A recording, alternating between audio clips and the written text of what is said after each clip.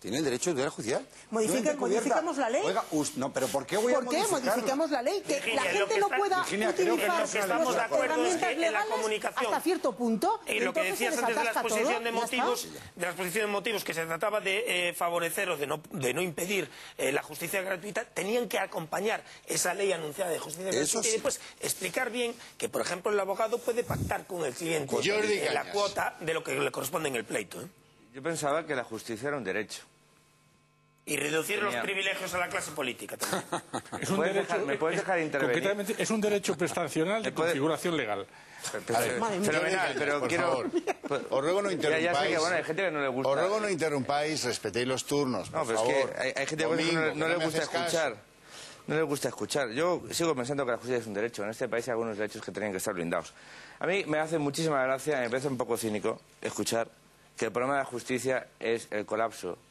El colapso porque la justicia... El problema del colapso de la justicia es que no ha tenido recursos y que está infrafinanciada históricamente en toda nuestra etapa democrática. Históricamente. Ese es el problema de la justicia, que ha estado infrafinanciada. Si alguien quiere hacer una reforma de la justicia, que la haga. Pero a mí que no nos tomen el pelo.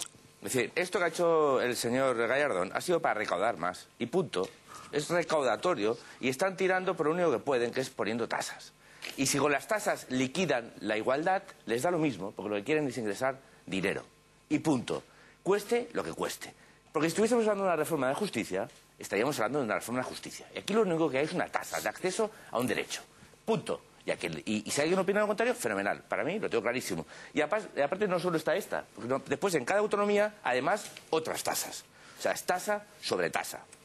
Pago sobre pago. Copago, repago, ultrapago. Entonces, yo no sé al final qué va a pasar en este país.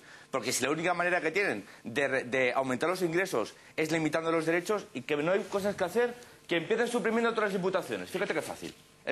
Minuto uno. La única agencia de colocación que sigue funcionando en este país son las administraciones públicas para enchufar a dedo a muchos colegas. Empresas estatales que no se han eliminado todavía. Y antes de poner una tasa a unas personas para poder cobrar una deuda, porque yo no sé, hay gente que está quebrada porque no le pagan. Entonces, que ese señor tenga que pagar para que le paguen, ya está bien la broma. O personas que están amenazadas, ya está bien la broma. Es decir, y si no solo son imaginativos, para crear tasas, desde luego para eso no hay que ser ministro.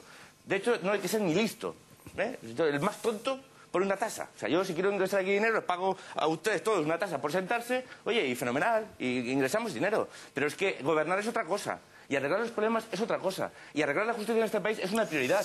¿Qué hace este señor? Una tasa. ¿Esa es la forma de hacer una reforma de justicia en este país? ¿La reforma sanitaria cuál es? Poner una tasa, aumentar el copago farmacéutico y dejar que las comunidades autónomas cada una haga lo que sea y que tenga que salir el Consejo de Estado diciendo que esa tasa es inconstitucional. Yo espero que alguien, si es decente, estas tasas las lleve constitucional y el Constitucional haga lo que tiene que hacer, que es declararlas inconstitucionales. Porque por suerte, de momento, para el Constitucional nadie ha puesto una tasa para que se convierta en un tribunal que nadie recurra. Yo espero que no se le ocurra, espero que Gallardón no me escuche. Don Miguel Ángel Rodríguez por hacer eso. No, bueno, yo siguiendo con el punto de vista que estábamos comentando, el señor Cañas ahora ha mencionado el tema del copago como una tasa adicional también en otro sector, en este caso el de la sanidad. Y ese es un buen ejemplo precisamente de otro fallo comunicativo. Porque primero, de nuevo, había que haber explicado todo el dinero que se gasta en sanidad del Estado español, todo el déficit sanitario que existe, y posteriormente... Yo le he escuchado a usted, me gustaría... Eso es comunicar, pero es que sea un poco... Bueno, si comunicas, intenta ser preciso, porque el déficit sanitario no es un problema de que los ciudadanos consuman mucho, sino que está infrafinanciada la sanidad. Entonces no es un déficit. O sea, porque la salud no es un negocio, la salud es un derecho. No hay un déficit, perdón, no hay un déficit. Hay un déficit por la asignación de recursos por prestar un servicio. O sea, no hay un déficit. La sanidad pública no tiene que tener superávit, hombre. O sea, no hay superávit. Esto no es una empresa, de momento. Lo será si el modelo es... No es una empresa, porque si fuera una empresa habríamos quebrado ya.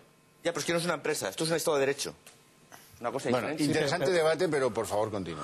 Yo simplemente lo que iba a decir es que una de las posibilidades que tiene, ya no entrando ni en el valorar lo positivo o negativo de un copago o de unas tasas, una de las cosas que sí hay que hacer en cualquier gobierno, sea bueno, sea malo, sea alto, sea bajo, sea gordo, sea flaco y sea del partido que sea, es dar a conocer el por qué se hace. En este caso, el copago sanitario.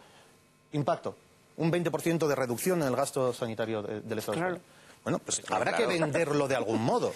Habrá que dar una... Pero vuelvo a decir que yo no digo ni que sea bueno ni que sea malo. Digo que desde el punto de vista de estrategia de comunicación, uno tiene que vender lo que ha hecho, por qué lo ha hecho y las consecuencias que esto ha tenido. Eso es lo que le falta a este gobierno, aparte de otras cosas que ustedes están debatiendo. Pero yo, desde el punto de vista de lo que vengo a hablar yo, que es comunicación, es lo que más le falta.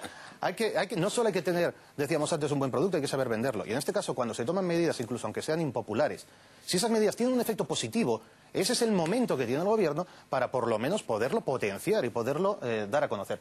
Si no se hace, pues obviamente, igual que pasa sin pena ni gloria, cuando toma la medida, pasa sin pena ni gloria cuando esta surte efecto. Profesor González de la... Yo creo que uno de los